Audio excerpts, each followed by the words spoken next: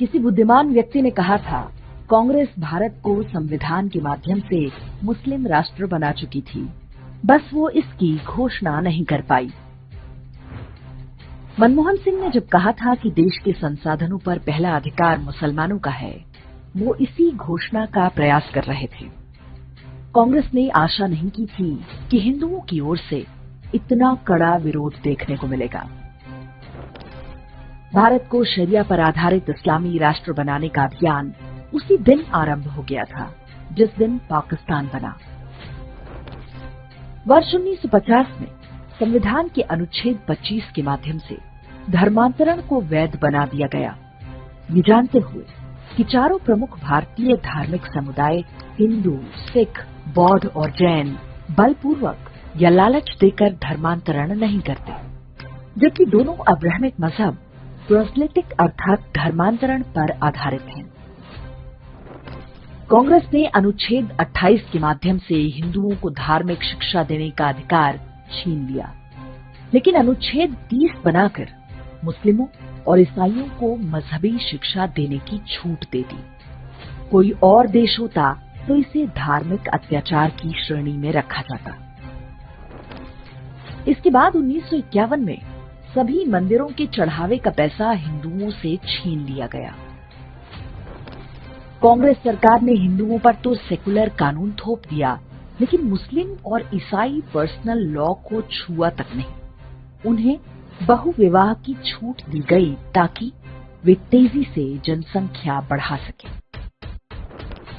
1954 में special marriage act लाया गया ताकि मुस्लिम लड़कियां आसानी से हिंदू लड़कियों से शादी कर सकें। फिर फिल्मों और साहित्य के माध्यम से इसे ग्लैमराइज किया गया। आज इसी का परिणाम है कि हर वर्ष सैकड़ों हिंदू लड़कियां लव जिहाद में मारी जा रही हैं। वर्ष 1975 भारत को मुस्लिम राष्ट्र बनाने की दिशा में सबसे महत्वपूर्ण था, जब आपातकाल लगाकर संविधान में सेक्युलरिज्म शब्द जोड़ दिया गया। वर्ष 1991 में सोनिया गांधी के दबाव में अल्पसंख्यक आयोग बना, जबकि किसी सेकुलर देश में मजहबी पहचान के आधार पर विशेषाधिकार नहीं हो सकते। इसके बाद ही मुसलमानों के लिए विशेष अनुदानों की भरमार हो गई। वर्ष 1992 में कांग्रेस ने पूजा स्थल अधिनियम बनाकर एक झटके में 40,000 मंदिरों पर हिंदुओं के दावे को समाप्त कर दिया। वर्ष 1995 में कांग्रेस ने वक्फ कानून बनाकर मुसलमानों को यह अधिकार दे दिया कि वे जब जहां चाहें हिंदुओं की भूमि छीन सकते हैं। इसके विरुद्ध कोई कोर्ट में अपील नहीं कर सकता। वर्ष 2007 में कांग्रेस ने सुप्रीम कोर्ट में हलफनामा दिया कि राम एक काल्पनिक चरित्र थे, इसलिए राम सेतु को तोड़ दिया जाना चाहिए। इसके बाद कांग्रेस ने हिंदुओं को आतंकवादी साबित करने पर पूरी शक्ति लगा दी। देश भर में हिंदू साधु संतों की धरपकड़ होने लगी, उन्हें बर्बर तरीके से यातनाएं दी जाने लगी। इस पूरे प्रोजेक्ट की सीधी निगरानी सोनिया गांधी कर रही थी। 2013 में सोनिया गांधी के ही कहने पर कम्युनल वायलेंस बिल लाया गया। इसमें व्यवस्था थी कि कहीं भी दंगा होने की स्थिति में स्वाभाविक रूप से हिंदुओं को दोषी माना जाएगा। बीजेपी ना होती तो ये कानून भी बन चुका होता। हमें भूलना नहीं चाहिए कि शक्तिशाली रोमन साम्राज्य के पतन में केवल 80 वर्ष लगे थे। कांग्रेस ने हिंदुओं को नष्ट करने के लिए बिल्कुल वही फॉर्मूला अपनाया जो रोमन साम्राज्य को नष्ट करने के लिए किया गया था। इस बारे में हमारा वीडियो आप डिस्क्रिप्शन और कमेंट में देख सकते हैं। ये कांग्रेस का दुस्साहस है कि उसने 2024 के चुनावी घोषणा पत्र में लिखा है कि वो हिंदुओं का धन लेकर मुसलमानों में उनका पुनर्वितरण करेगी। प्रधानमंत्री मोदी ने जब यही बात पकड़ ली और उसे आसान भाषा में जनता को समझा दिया तो पूरा कांग्रेसी तंत्र बौखला उठा। तुम उसे छीनने की बात कर रहे हो अपने मैनिफेस्टो में? गोल्ड ले लेंगे, सबको वितरित कर देंगे और पहले जब उनकी सरकार थी उन्होंने कहा था कि देश की संपत्ति पर पहला अधिकार मुसलमानों का है। इसका मतलब ये संपत्ति इकट्ठी करके किसको बांटेंगे? जिनके ज्यादा बच्चे हैं उनको बांटेंगे। घुसपैठियों को बांटेंगे। क्या आपकी मेहनत की कमाई का पैसा घुसपैठियों को दिया जाएगा?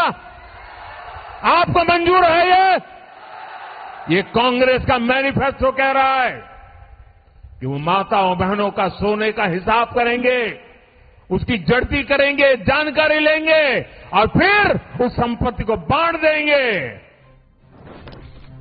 मनमोहन सिंह ने बिना कारण ही नहीं कहा था कि देश के संसाधनों पर पहला अधिकार मुसलमानों का है। वे और उनकी पार्टी इसी नीति पर लंबे समय से काम कर रहे थे। We need to be revitalized. We will have to devise innovative plans to ensure that minorities, particularly the Muslim minority, are empowered to share equitably in the fruits of development. They must have the first claim on our resources. Congress कोई चुनाव हारती है या जीतती है, ये बहुत महत्वपूर्ण नहीं है। सोचने वाली बात है कि इतने दशकों से देश में क्या चल रहा था। यदि कांग्रेस छोड़ रहा हर नेता यही कह रहा है कि ये पार्टी हिंदुओं से घृणा करती है, तो ये संयोग मात्र नहीं हो सकता। प्रधानमंत्री मोदी ने पहली बार इस विषय पर खुलकर बोला है। हम समझ सकते हैं कि प्रधानमंत्री के रूप में वे ढेरों मर्यादाओं से बंधे हैं, लेकिन उन्हें भी पता होना चाहिए कि दुष्टों के सामने मर्यादाओं का पालन आत्मघाती होता है। अब ये प्रधानमंत्री मोदी का उत्तरदायित्व है कि वे सनातन धर्म को नष्ट करने और भारत को मुस्लिम राष्ट्र बनाने के प्रयासों को जड़ से उखाड़ फेंकने का काम करेंगे।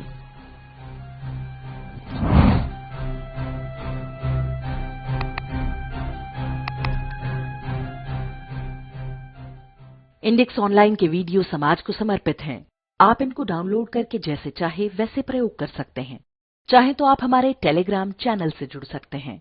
वहां सारे नए पुराने वीडियो आपको मिल जाएंगे। हमारे सोशल मीडिया लिंक हर वीडियो के डिस्क्रिप्शन में होते हैं। हमारा एकमात्र उद्देश्य हिंदू समाज को जागृत और एकजुट करना है। इसमें सहभागी बने। धन्यवाद।